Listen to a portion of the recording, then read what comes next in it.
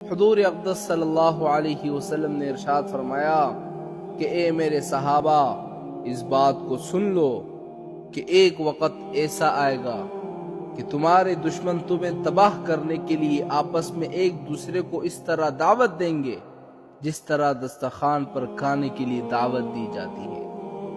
وہ دوسروں سے کہیں گے کہ آؤ ان پر حملہ کریں، آؤ ان کو لوٹیں، آؤ ان کو کھائیں۔ حضور اقدس صلی اللہ علیہ وسلم کی یہ بات صحابہ کی سمجھ میں نہیں آئی، کیونکہ صحابہ نے تو کھلی آنکھوں سے حضور پاک صلی اللہ علیہ وسلم کے معجزات دیکھے تھے۔ صحابہ نے تو یہ دیکھا تھا کہ صرف 313 نہتے مسلمان اور 1000 کافر جن کے پاس اسلحہ تھا ان پر غالب آ گئے تھے مسلمان، اور اللہ تعالیٰ نے مسلمانوں کو فتح عطا فرمائی تھی۔ اس لیے صحابہ کو تعجب ہونے لگا کہ دشمن کیسے مسلمانوں پر غالب آ جائیں گے۔ اس لیے صحابہ کرام نے پوچھا کہ یا رسول اللہ، کیا اس وقت مسلمانوں کی تعداد کم ہوگی؟ جواب میں حضور پاک صلی اللہ علیہ وسلم نے ارشاد فرمایا کہ اس وقت مسلمانوں کی تعداد بہت زیادہ ہوگی، لیکن وہ مسلمان سیلاب میں بہنے والے تنکوں کی طرح ہوں گے۔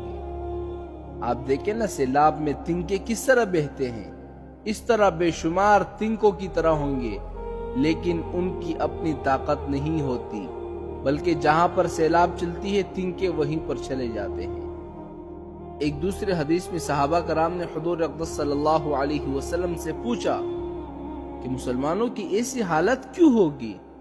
جواب میں حضور پاک صلی اللہ علیہ وسلم نے فرمایا کہ یہ حالت اس وجہ سے ہوگی کہ دنیا کی محبت تم پر غالب آ جائے گی اور تم لوگ موت سے ڈرنے لگو گے اور جہاد فی سبیل اللہ کو چھوڑ دو گے۔ اس حدیث میں حضور پاک صلی اللہ علیہ وسلم نے 3 وجہ بتائی، 3 وجہ کہ مسلمان کیوں کمزور ہو جائیں گے۔ 3 وجہ۔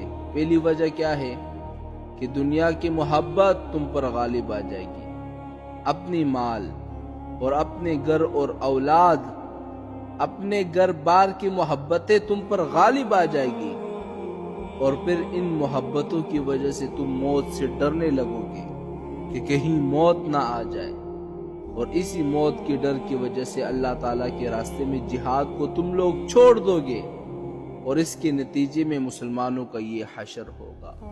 اگرچہ تعداد میں لاکھوں اربوں خربوں ہوں گے، لیکن ڈرپوک ہوں گے، ان کی اپنی طاقت نہیں ہوگی، غلام ہوں گے۔